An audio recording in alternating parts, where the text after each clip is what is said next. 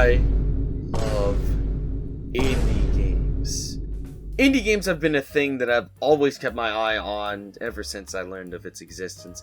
Time and time again, indie games consistently break the mold, showing the world that you don't need to have AAA budgets or even large teams to create games or experiences.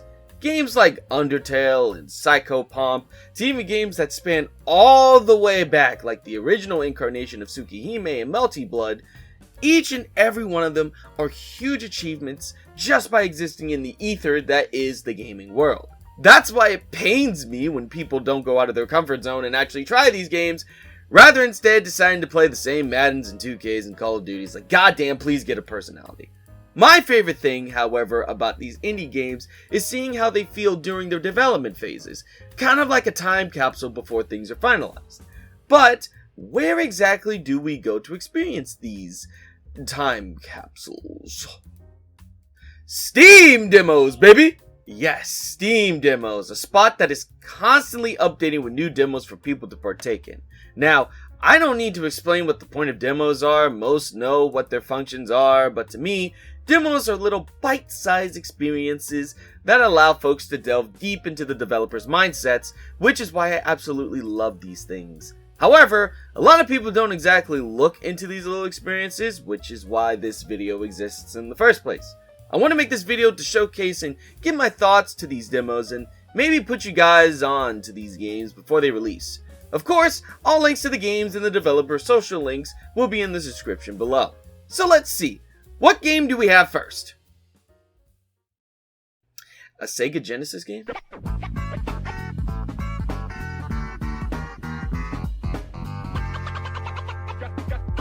Now, y'all know how much I love my Sega Genesis games. In fact, I was more of a Genesis kid more than I was an SNES kid. So you guys can probably understand why this game caught my attention. Snap the Sentinel is an upcoming boomer shooter that blends in 3D environments with 16-bit graphics, similar to games using the Doom and Quake engine, which is being developed by Doghouse Games. You play as a tortoise named Snap in his quest to stop Conrad Ocean and his army of oil-spilling robots with his chameleon blaster and hard-as-hell roundhouse kick. As stated before, this is a boomer shooter, which means you'll be going throughout the levels, shooting down enemies, collecting points, and utilizing Snap's wide range of ammo types to get as many points as you can and complete the level as quickly as possible. I mean, you could always take your time though. Unless you want to be a loser and get a shit rank. Ah, there's the Sonic parallels. So the idea is a solid one, but how does it feel to play? What are my thoughts on it? Simple. This game's peak. What else do you want me to say? The levels are fun and fast-paced. Snap is quick and whips around the stage like a man on a mission. Enemies are challenging to kill but aren't unfair. And the weapons. Holy shit, the weapons are fun.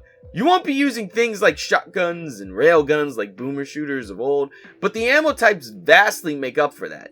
You have a spread shot, a rapid shot, a bouncing mirror shot, a charge shot, which, by the way, is my favorite type of ammo in this whole damn demo, because it's literally a Mega Buster. What? Oh, what's this? Stat. Ooh. Oh, it's a charge gun? Oh, that's busted. Boom. Oh, it's a charge gun. Oh, that's neat. I have a Mega Buster now. What? Oh, wow. And it does major damage. Get out of here. Of course, if you want to go head to head, you can also use your kick, which basically instantly kills most enemies. The levels are also created so damn well, too. This demo has 4 of them, being the tutorial that shows off the mechanics, another level that trains folks on dodging and kicking, an expert course with all those damn cars that fling you everywhere. Big Bang Root Beer, I don't know what that is, but apparently it helped me out. I think it's health. Oh my god, these cars. These cars are gonna be a major problem. See my point exactly. That car hits me one more time. I swear to God. Open up. artillery. Mini artillery. At least the cars are in a pileup now. What? They still do damage? They're moving at a snail's pace? Okay, screw it. I'm done with this.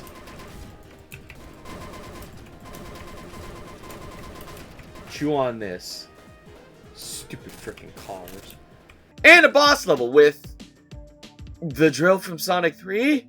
Each stage has some banging Sega Genesis style music that honestly got my head moving while blowing up robots. All in all, this game is a pretty damn good time, and it holds a bunch of replayability with the ranking system, the speed running aspects, challenges that can be completed, and the secrets that can be found as well. Give this one a shot if you want, especially if you're looking for something that harkens back to a day where we didn't have to pay for season passes to experience content that should have been in the game day one.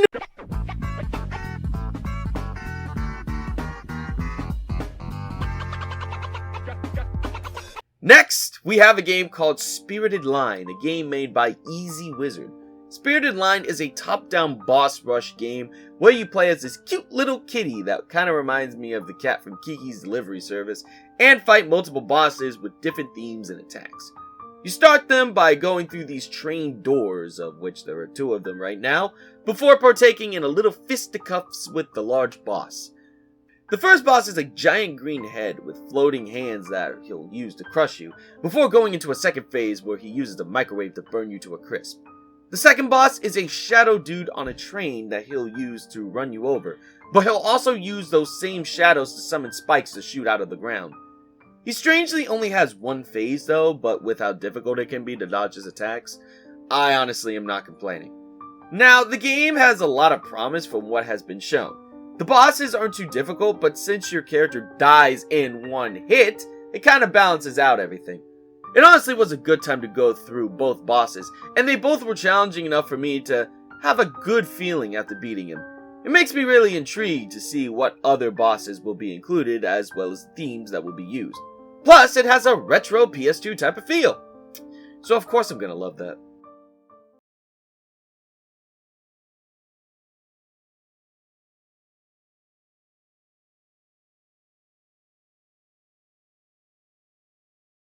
Y'all know that this video would have at least one Sonic-like.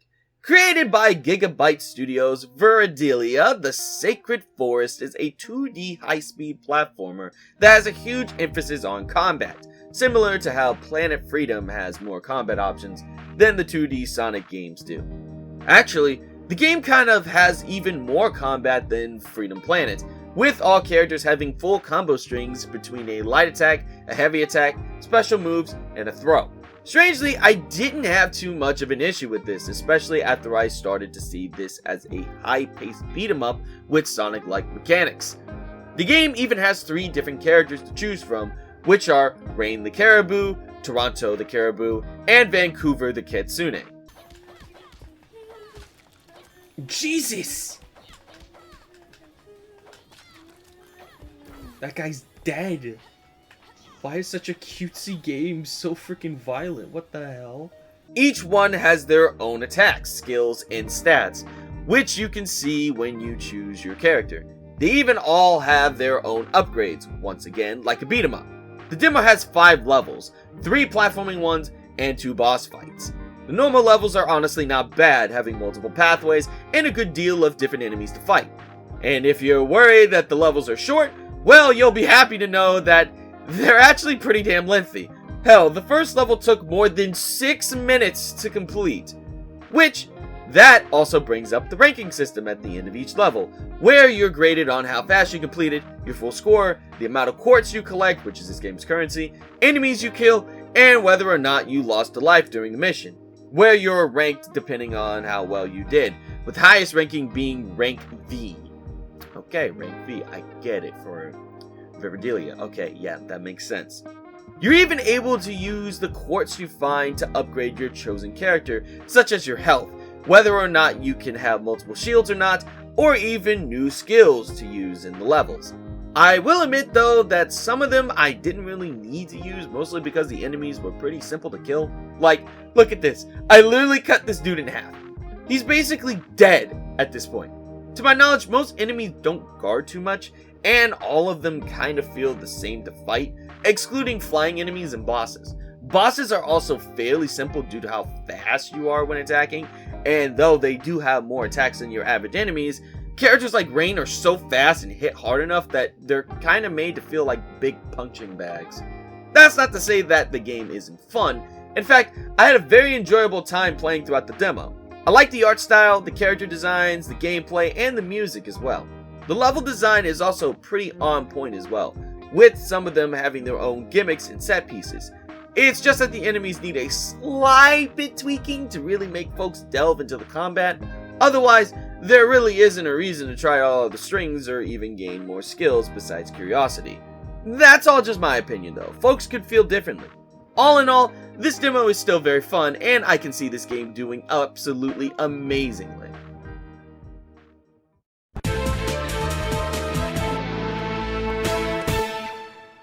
If Nintendo won't do it, then someone else will! Race of the Nine Worlds, developed by Ouroboros Studios, is a 3D high-speed racing game similar to F-Zero and Wipeout. The story is that this little guy called Bolt is out chilling with this flying horse thing named Guillaume when he notices a spaceship crash landing into the ground. Just like any protagonist, he runs over to investigate, only to find a human who is on the run from a crazy alien psychopath. And cue the first level. Yep, let's go. Now we can get into the gameplay. R9W, or Race of Nine Worlds, as stated before, is a 3D racing game where you try to complete the race faster than your opponents. Why am I explaining a racing game? What the fuck? In this level, we're not exactly racing anyone, more like trying to get away from the guy chasing Lurk, the human who crash landed. Unfortunately, we're not able to escape him, and not only does the guy appear, but he also kills Guillaume, and is about to kill us too. Only for a giant eye named Serpent to appear from the sky and choose them as his path riders, and essentially say that they don't have a choice in the matter, so they better get ready for whatever bullshit is about to happen. That, unfortunately, is the extent of the story mode. It is very early in development, at least for the uploading of this demo. However, they do allow you to partake in some custom races to get used to the controls and gameplay. Now, I've played a lot of games with this type of style, and I can say that it's not bad. Once you get used to it, the game plays really well. The only trouble I had was getting used to the drifting. The neat part about this game is that every single character has their own special ability, like Bolt having a super boost, and Lurk having a shield. Bolt is the best one though. I mean, why would you not use the super boost? Like, the whole point of a race is to go fast. Use the damn super boost. There's also a neat thing in this game where if you have enough of this bar filled, you can interact with the track and take these little shortcuts. Kinda like how Sonic R does it with the ring doors. For some reason though, the damn CPUs are so fucking good at catching up that I have a suspicion that they're using rubber banding to catch up. Because there is no reason why they should be coming up this fast. I am curious to see how this game evolves and what other characters and stages will be added. Not to mention story mode too. This is definitely a game to keep your eyes on.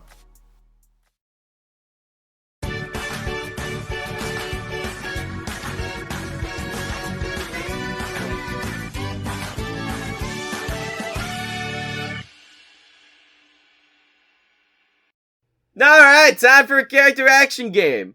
Next up we have Homura Hime. That is not the name of the game. Next up we have Homura Hime, developed by Crimson Dusk. In this one you play as, well, Homura Hime. Why can I not say this name? Homura Hime. That is not her name! Homura Hime. Let's try this one. Homura Hime. Okay, Homura Hime. Yep, that's the name. Homura Hime, who is in the process of taking a test to become an exorcist under the orders of the faith of Jingu. I believe that's how you say it. It's Jingu. It's a J, not a G, so it's Jingu. The whole deal is that they look into mysterious situations where demons are concerned, and if there are a good deal of them, then they remove the problem. However, this time around, it's a bit deeper than usual due to a huge amount of people disappearing and an even larger amount of hostile demons around. Thus, Homura, along with her companion An, set out to find the cause and put a stop to it. Well, that's at least what I could gather from the demo given. In the game's description, it speaks about archdemons who are possessed by emotions and secrets that are to be uncovered, so it's safe to say that the story is much more in-depth than what the demo lets on, which is honestly understandable. Now, in terms of gameplay, I'm not gonna lie, the shit is actually fun as hell. Like, no joke, the gameplay is amazing. The battle mechanics feel very similar to Hi-Fi Rush and Bayonetta, where you'll have some platforming segments that are interrupted by battles the further you play the level. Moving around, jumping, and such feel like your standard character action game, but what about the actual battling? How does that feel? Well, strangely enough, it does something a little bit different with its fights by adding bullet hell mechanics into it. What I mean is that you have your usual shit like your quick attacks, your heavy attacks, your combos, your dodging, and your special attacks, but you also have a ranged attack called Blessed Shots. Many enemies will have shields that can only be broken with your ranged attacks, and other enemies will have ranged attacks too, which means you'll have to dodge at the right time in order to not get hit. All of these go in tandem with each other, and when you also add in launchers, air combos, ground slams, and specials into the mix, which can all be chained together, it makes the game have a huge emphasis on making your own action set pieces, much like Ninja Gaiden 4 or DMC5. The bullet hell mechanics also make me think of Nier Automata, if anybody has played that game before. I mean, who hasn't played this game before? This game is how many years old?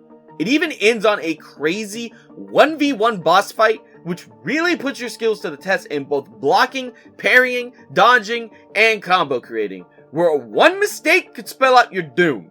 It also has this one crazy as fuck segment where it felt like I was playing a damn Toho game. Like, bullets and lasers were absolutely everywhere. Again, like Nier Automata. What's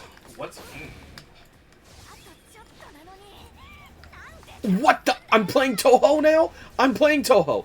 Unfortunately, there's nothing else that can be done after beating the boss, which pisses me off kinda because the demo ends on what looks to be a second phase.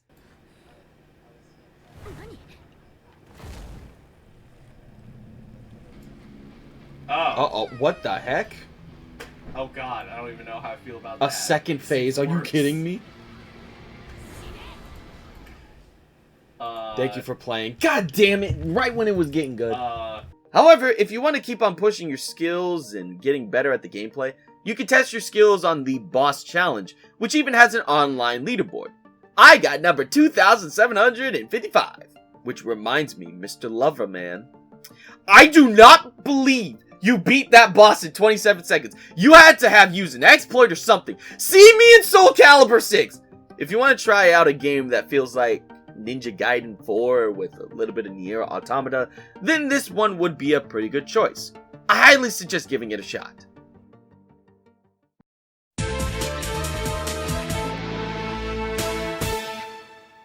Okay, now this one, it's absolutely peak. Dusk Fade is a 3D action-adventure game developed by Weird Beluga. You play as our protagonist Zirian, who wakes up in this strange new world, picks up a copyright-free Keyblade, because that's what it is, it's a copyright-free Keyblade, and heads out in search for his sister, who is apparently missing and, from what the game description tells us, is being trapped in a clock tower that is plunging the world into an endless night. Pretty simple stuff. Let's go and find her sister.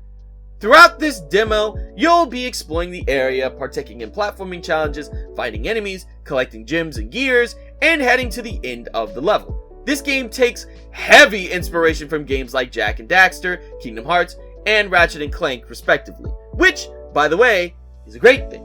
Both Jak and Daxter and Ratchet & Clank barely have any new installments to their franchise, and we all know how long it takes for Square Enix to stop bullshitting around long enough to give us a new installment to the Kingdom Hearts franchise. So a little something that blends in those franchises is a good thing. One thing that I can say after playing this demo is that the graphics and looks are absolutely amazing.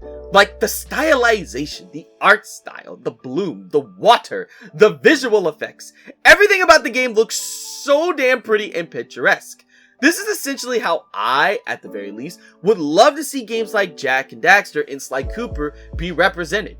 Nothing too damn realistic where it drives the budget too high and makes it to where in the game is $80 fucking, but high def enough to show that the series is growing.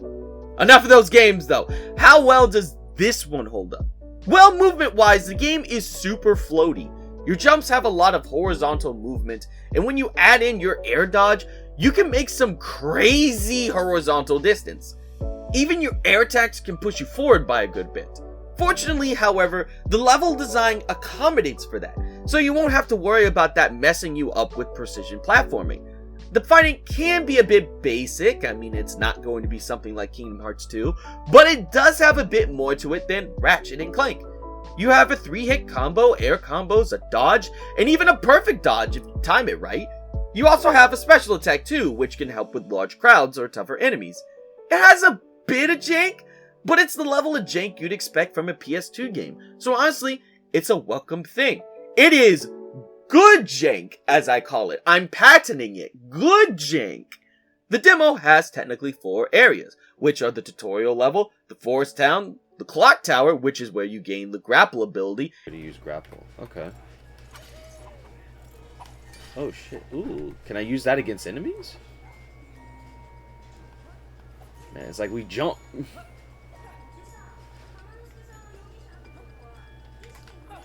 Oh, I almost fell. Yeah, this game is so atmospheric. Holy heck. Like, Jesus. This game is really pretty. There we go. The music is pretty damn good, too. I'm not gonna lie. Yeah, this is gonna be an anticipated one. I'm actually really excited for when this one is completed. They said it was coming out in September. I fell. They said that this game was coming out in September, so I'm really excited for this one. This one's really got my curiosity. And the boss room. The boss is honestly a really good one, where you need to use all your skills such as attacking, dodging, and even platforming to beat him. They did well with this fight. And I'm fairly certain that this one attack is an instant kill attack, but I'm just so goated at this game that he never had a chance to get it out. I'm just that good at this game. Yo, Weird Beluga, I'm just saying, I'm the best at this game, so, yo, if you want to contact me! Unfortunately, that's where the demo ends at the moment, but with the game having a 2026 release window, we won't have much longer to wait before we can get our hands on it. This game gets my stamp of approval, and I can't wait to play this one. Also, does anyone else think Zirian kind of looks like Jim Hawkins in the face? You know, the guy from Treasure Planet? Or is that just me? The resemblance is kind of uncanny, which reminds me, we got robbed of that movie! We got robbed of that sequel!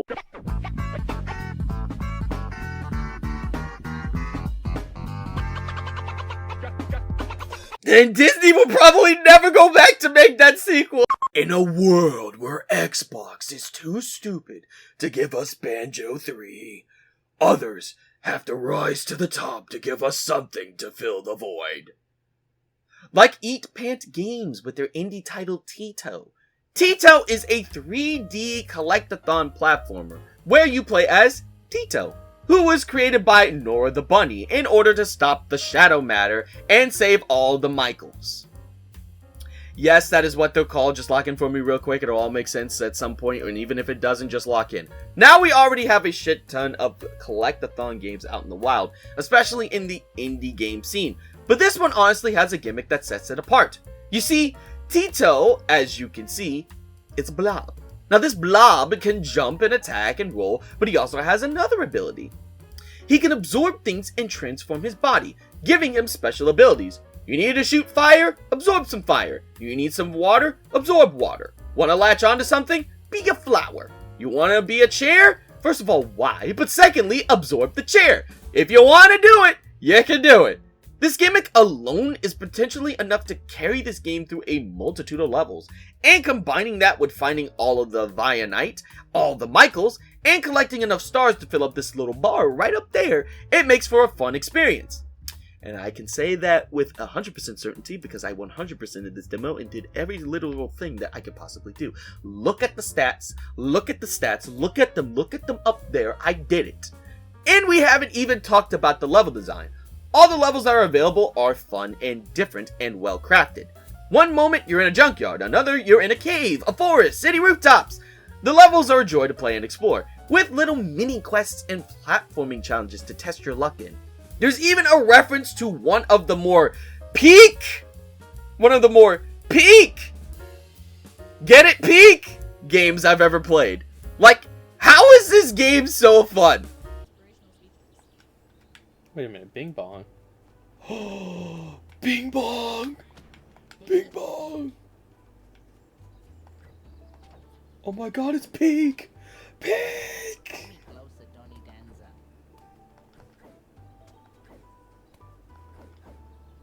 Bing bong. Come on.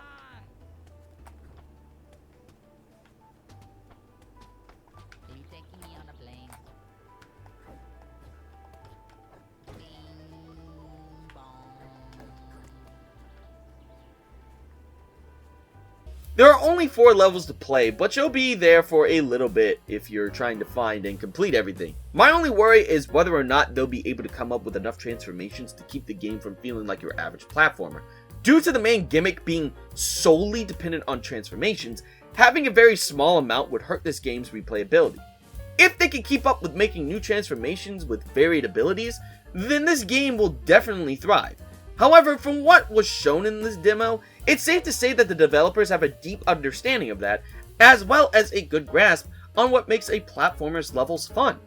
If you're looking to try this out, you won't be disappointed. Try it! Give the developers some love. Show them that you love the Michaels. If you don't like the Michaels, I'm gonna fight you!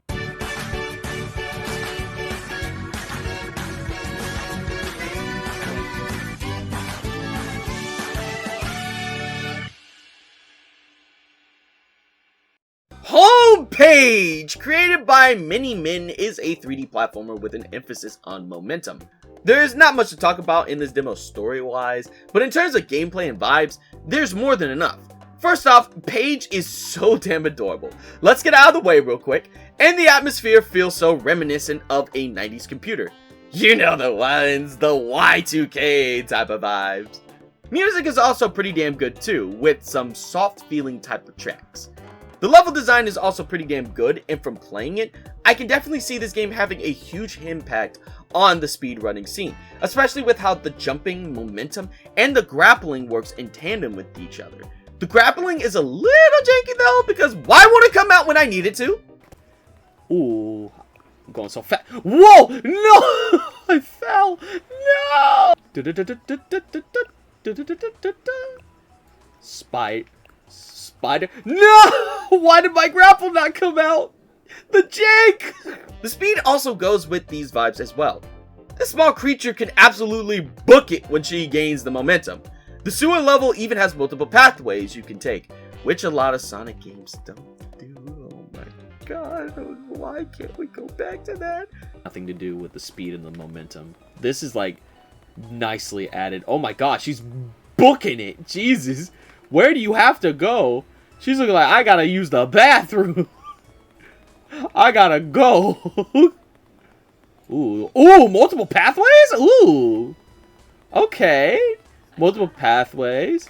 I mean, I know they're all gonna take me into the same spot, but you know, so a lot of people are gonna be looking at each of the pathways, trying to figure out which one is the better one to go, and I fell again. The demo has only 2 levels, but it does end with a little playground that you can run around in. It even showcases a couple things that the creator is working on, as well as behind the scenes screenshots and music they have in the works. It's a bit of a small demo, but it still has promise. I have a good feeling about this one.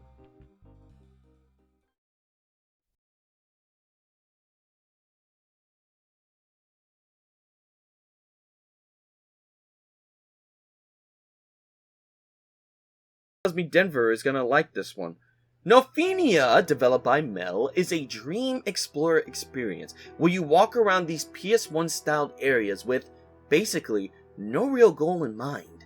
It's essentially a liminal space type of experience, where the music, scenery, and vibes are the main attraction.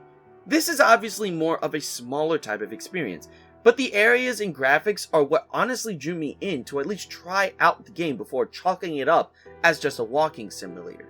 When looking around, I have to admit that I was impressed by their ability to replicate the style that the PS1 had. They did absolutely amazing. It's a bit of a smaller type of experience, but I don't see that as a reason to not like it or try it out. If you like these type of things, this would be a perfect experience. Hell, I may even try it myself too.